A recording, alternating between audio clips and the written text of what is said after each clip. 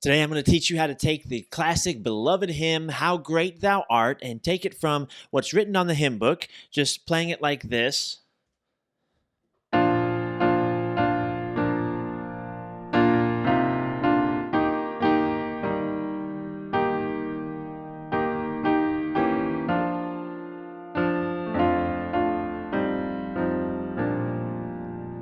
And transform it into a beautiful, rich arrangement that sounds like this.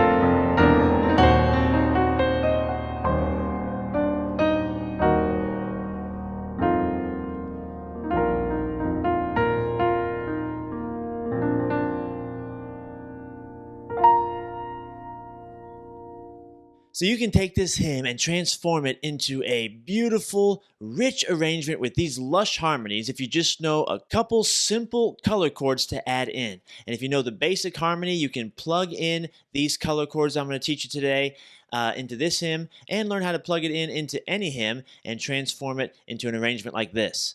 Before we get started, if you enjoy content like this and appreciate me teaching church pianists how to take their playing to the next level, make sure you like the video right now and subscribe to the channel so you don't miss the next lesson. Now let's get into today's video. So to do this, let's first take a look at the hymn that as you would see it in the hymn book.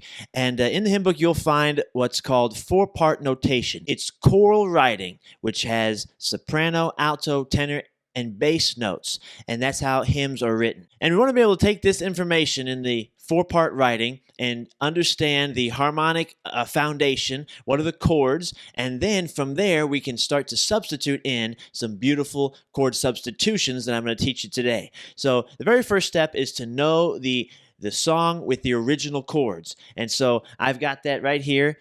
As you can see on the screen, we're in the key of B flat. The key of B flat is a key with two flats. B and E are played flat. These are the notes that we use in the key of B flat. B flat, C, D, E flat, F, G, A, and then back to B flat. So these are the notes that will be used in the song, and then from each of these notes we can build a chord. And when we build the chord from the first note of the scale, it's called the one chord. We play a chord by playing every other note of the notes in the key. So B flat, D, and F, that's the one chord. C minor is the two chord. D minor is the three chord. E flat major is the four chord. F is the five chord. G minor is the six chord. And then we've got a diminished chord off the A, that's the seven chord. So keep in mind that the 1, 4, and 5 chords, that's the B flat chord, E flat chord, and F chord, the 1, 4, and 5 are major chords. The 2, 3, and 6 are the minor chords of the key.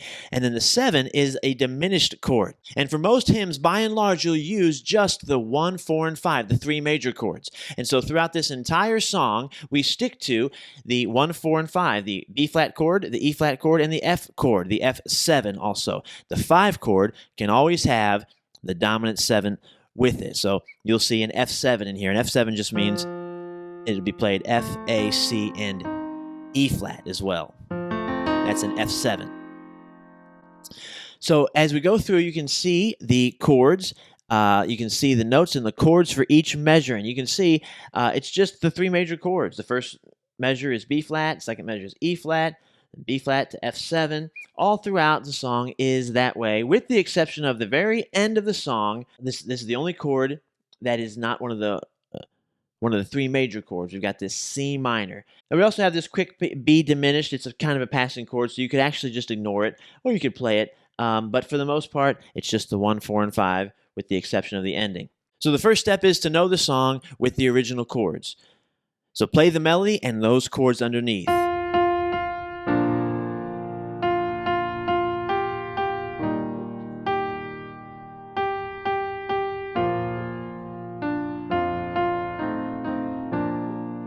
Now, the way I teach to play hymns when you're first learning them is single note melody and then the chord in the left hand. And then if you're able to do that pretty easily, then play chords in the right hand and an octave in the left hand. So harmonize your melody with chord tones in the right hand.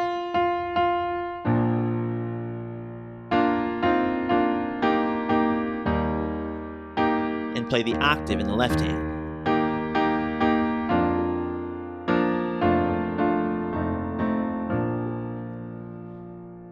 So learn the entire song that way, practice it, and get comfortable whatever level you're at. If it's just one note in the right hand with the chords in the left hand, that's fine. But play the melody along with the chords, and then I'm going to show you the next step is to take and substitute some of these color chords in for the original chords. And these chords are just simple modifications that we make to the chords that are already there for the most part.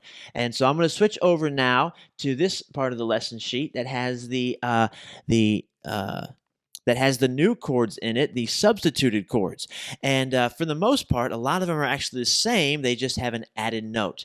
So the first one I'm going to talk about is the one chord with the major 7, the B flat major 7. So when you see a 1 chord, you can play it as a major 7 chord. So the B flat chord, if we were to play it as a major 7 chord, we would just extend the chord to a 4-note chord. So using the notes from the scale, we play every other note until we have 4 notes in the chord. So it's B flat, D, F, and A. Now this is a beautiful chord because it has some dissonance. This note and this note are a half step apart.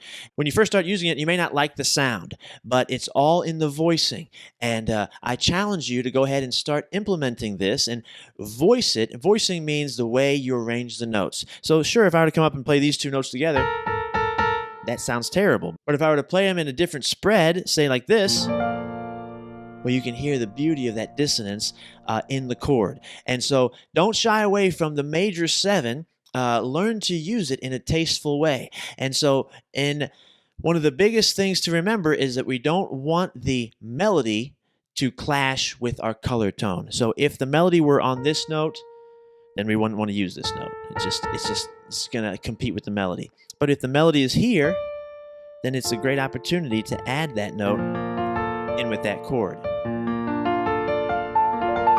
So all the places that you see this symbol right here, B flat, and then this triangle with the 7, that stands for major 7. And so if you were to see B flat and then just a 7 next to it, well, then that means it's a dominant 7. It's not a major 7, but a flat 7. So that would be the A flat rather than the A. But when you see that triangle, that means a major 7. So we're going to use the B flat chord and we're just going to add the A to that chord. And so the way I like to think of this is just play a D minor in the right hand and a B flat octave in the left hand. So a D minor is D, F, and A. Then I can voice it. Then I can play a different inversion and get all those chord tones in there. And so a great place to do this is right at the very beginning. That's really pretty there.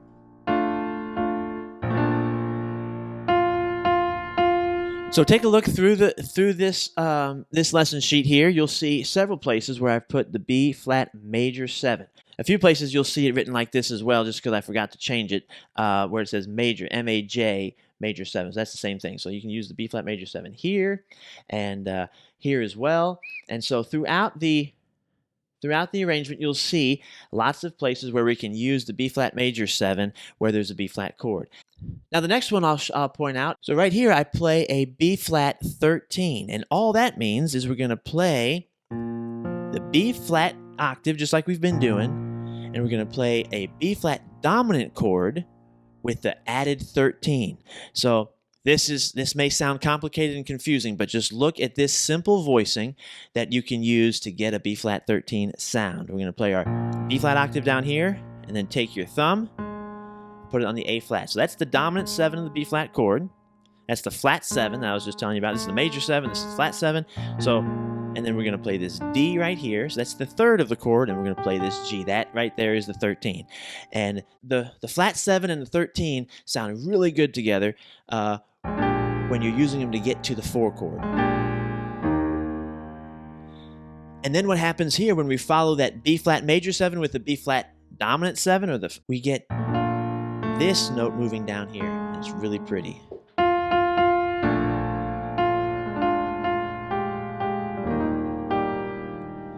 So follow that up right there, and it works great because the melody moves to this G, which is the 13 of the B flat 7 chord.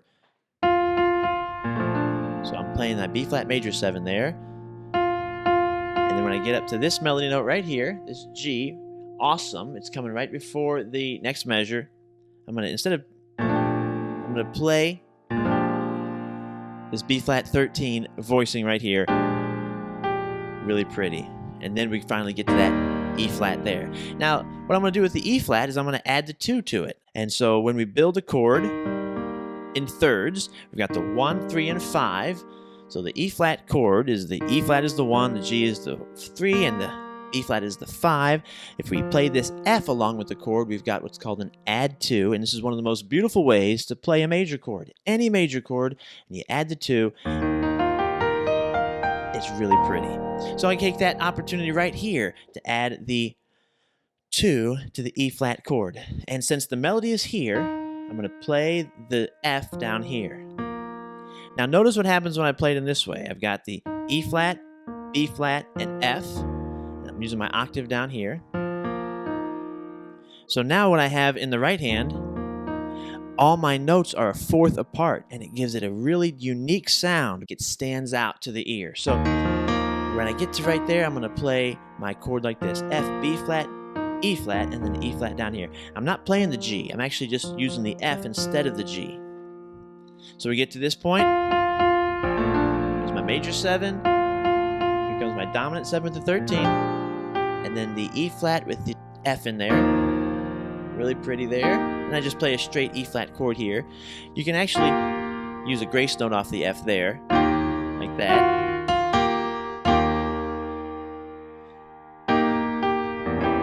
Now the next thing that happens here, there's a movement that's actually written in the harmony of the hymn, and I always honor it because it's really pretty. And so we're on this E flat chord, and then if you notice in the hymn, we have the E flat comes up to an E natural. That's right, happening right here. And then we add this C sharp. We get rid of this E flat and we play this C sharp. So we've got these notes. And the tenor is singing this B flat. So what we've got here is an E diminished 7th. So a diminished 7th chord is a stack of minor thirds, and there's only 3 of them in existence. Once you play 3, you're back at the original chord, just the notes are arranged in a different order, a different inversion. And so we've got an E diminished 7. It's E, G, B flat, and C sharp. But the bass goes to the E natural, the melody is on this G, so I fill in all these notes right here. So we play consider, and this works so well because the next note in the left hand is an F, so it just comes up by half step, and then the chord moves to a B flat chord over an F, so it's kind of like an F chord, so it leads real strong to that F chord. Now we've got this B flat over F for the next measure right here. So it's a B flat chord and an F in the bass. And then when we get to this part of the song, I actually harmonize the melody. I change the chord to a C minor 11. So I'm going to take my left hand to the C, and I'm going to play that F. And because the C is the 2 chord, the 2 is a minor chord, we get a minor 11. The minor 11 is one of the most beautiful chords you can add. And so we've got a C minor, C in the bass, and we just play this F, and then I'm going to use notes from the C minor to fill in. So E flat, G, and I also like this B flat as well. So that's the flat 7 of the C minor. So I'm going to play those notes right there when we get to that where it says C minor 11. And then we go to this F chord, F7. But instead of playing an F7, I'm going to play an F octave down here and an E flat chord right here. This is just a way to play an F chord without really playing an F chord. It's an F sus4 add 2 with the 7. We don't need to know all that. Just play an E flat in this chord, in this hand. Just play an E flat in this hand and an F down here. We get this really beautiful resolve into the B flat, which again, I'm going to draw out that major sound, that major 7 sound when I get to that chord. So the beginning of it, using all those substituted chords. So the first part is my B flat major 7, and remember, it's just a D minor chord over a B flat. When we go to this B flat 13 voicing, remember, it's the B flat down here, then I've got A flat, D, G, and then my E flat add 2. That just means an E flat chord with an F in it. Now I'm going to get this passing chord in, and move to that. Then here I play the C minor 11, then the E flat slash F chord, then back to the major 7 of the B flat. Now when I'm on the one chord, when I'm on the B flat chord and playing it as a major 7 chord, I love to do these cascading movements coming down the piano, and they're not that hard because we're thinking it's just a D minor chord over this B flat. So we get to the end, we play. We can come up here and grab any notes from the D minor and come down. It's really beautiful. Then we go back into the next line and we just play all the same chords that we just learned for the next line because it repeats.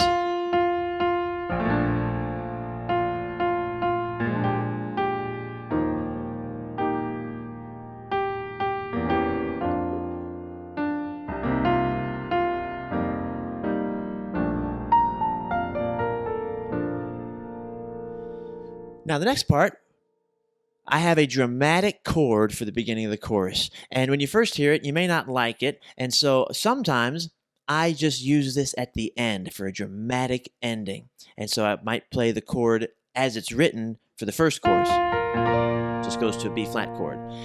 But notice how dramatic this sounds. I'm going to go to this chord right here. We get into the chorus. So the chorus starts right here, then sings my, and then we get to sol. Now this is an A diminished. We extend it all the way up to the 11. So we've got an A, and the A is the 7th of the scale, so it's a diminished chord. A, C, E flat. They're all a minor third apart. But it's a half diminished because the 7th is the G. It's not this fully diminished. We got the 7th and the G. We go to the 9 and the 11. So if we were to extend the chord all the way out to the 11, we got all those notes with this A down here. And it's a very tenuous chord, but that can work in our favor when we've got a dramatic resolution. So it's certainly not the normal sound we would get there, but if you want a dramatic movement, this works well.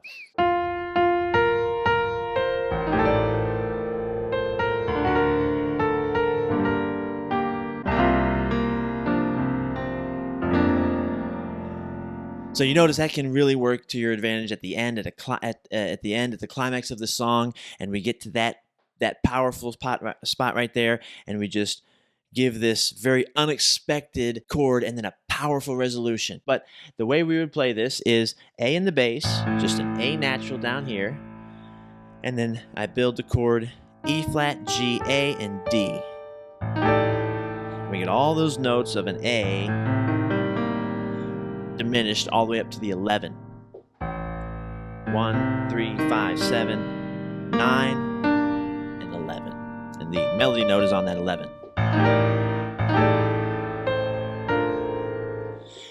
Now, because we're on this dramatic climax and this unexpected chord, we're going to do a dramatic resolution. So the next chord we play is we're going to lead and use this A. We think of it as a 5 chord. It would go to the D. So we're going to go to the D, but the melody note is here. So how are we going to have a D chord and a B flat in the melody? Well, a D major chord with an augmented 5th, or when the 5th is raised, that's what augmented means. The 5th is raised, that would fit our melody. And it also is a strong lead into the G minor. So we get this movement. A diminished, D augmented, G minor. We get to that C minor 11, one of the most beautiful chords. And we get this E flat over F resolution. So the chorus could sound like this when we get that dramatic buildup.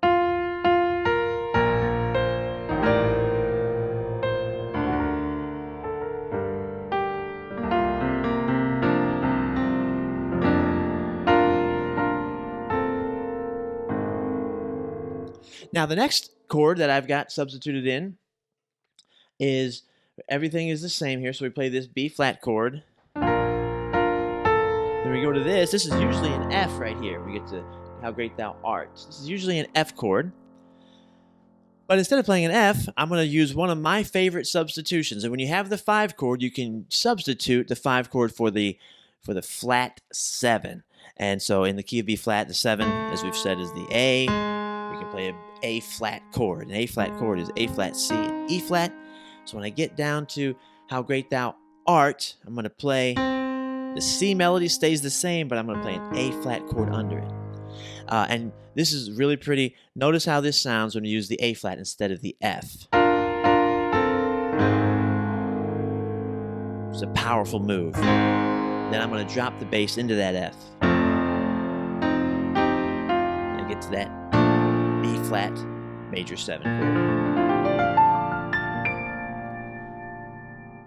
Now you can play the second part of the chorus the same, or I like to change it up and I use another dramatic and tensious chord when it does this again. Notice what I have notated down here. Here comes the second part of the chorus. Then sings my soul. When we get to soul, I'm using an E flat minor with a major 7. This is another great chord substitution for the 1 if you want a really tensious and dramatic resolution. So the E flat is usually played major, E flat, G, B flat, but we're going to play it minor. But notice the melody note is none of these notes. The melody note is not an E flat or G flat or B flat. It's actually this D, and that is the major 7 of the E flat minor chord. So this is a really dissonant chord, but notice how dramatic it can sound in this part of the chorus.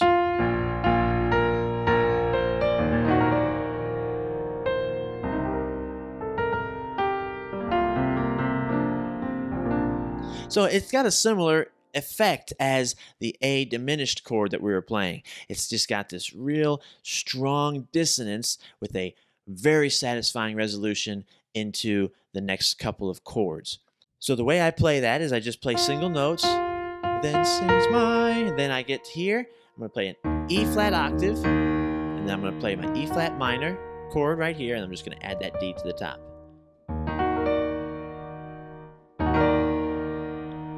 And then I come down, I play this melody note, and when I get to Savior right here, I'm going to play a C minor. And I might even add the 11 in there. Now stay on that C minor chord. Now that's a really pretty movement that I do underneath of that melody note. I'm just holding the C down here, and I play my melody. Then here's the movement. Just like a B flat chord. Just like that. So I play the melody. Savior God to thee. There's the melody.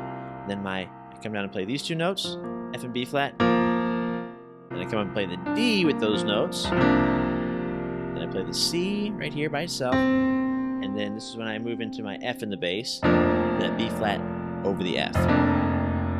Now here's the ending. We go to How Great Thou Art. So I just honor the original harmony here. Just play this as a B flat chord. But when I get to here, I'm not going to play a C minor, but I'm going to play a C minor diminished. Now C minor diminished is C, E flat, and then G flat. We lower the 5. We get this really pretty chord right there. It's great for dramatic ending. C diminished. Then I keep that C down here because I'm going to keep playing a C diminished. And then we come to my F7 here. And then into the B flat. So you can think of a C diminished, especially if you're going to play a C diminished with the 7, the C diminished, a C half diminished. So it would be C, E flat, G flat, and then B flat. Notice it's just an E flat minor chord over a C. So you can think of that. So that's why when I get to the ending and I go, how great, I'm just playing an E flat chord here, the octave if you can reach it, over this C. So E flat minor over a C. That's the easiest way to think of this C half diminished chord. And then these notes, I know it doesn't have it on my music here, but they're bird's eye. There's a fermata there, which means you have a dramatic hold here where you play this nice and long. How great thou art. We don't play them like those eighth notes. We hold them out. And then the last thing I'll mention is the final chord. Great way to do it is to go back to that B flat major 7 and play that chord down the piano. It can be slow, doesn't have to be fast. Make it easy on yourself because we're at the end, we're slowing down. So we finish, play that B flat major 7 down the piano. Really pretty way to end. Or you can go to your B flat suspended. So this would be another color chord you can add in here, B flat suspended to end. So don't go to a B flat where you play D, F, and B flat. Instead, switch the 3 out for the 4. So in the B flat chord, the 4 is the E flat. So we don't play the D, instead we play the E. And then we've got this E flat here that's like the holdout of the resolution. We get to the end, but we're not done yet. This still needs to resolve. And I like to draw that out in any way I can think of. Finally get that. That's the note we're waiting for right there. So when you play a B flat suspended, just know this one wants to go here and draw it out and make them wait for it.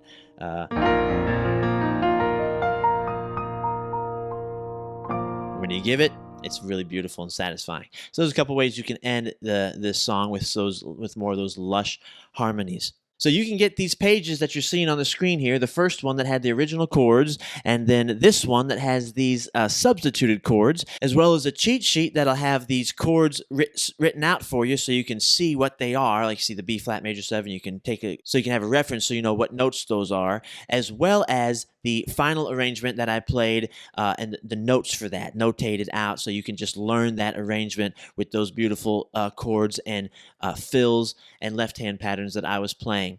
And so you can find all that down in the link in the description. Go ahead and get that if you like.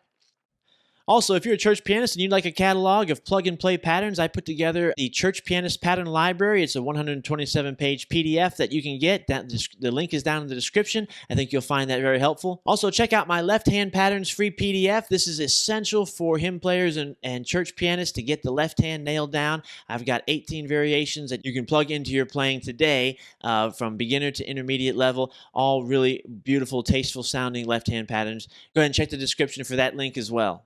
If this was a help, make sure you like the video right now. Also, subscribe to the channel if you haven't done that yet. Also, click the video on the screen right now. This is a natural follow-up to today's lesson where we go through and we learn what a friend we have in Jesus in a full congregational style. We build an arrangement from the hymn book page. You'll really enjoy that. So click that, and I'll see you over there in that lesson.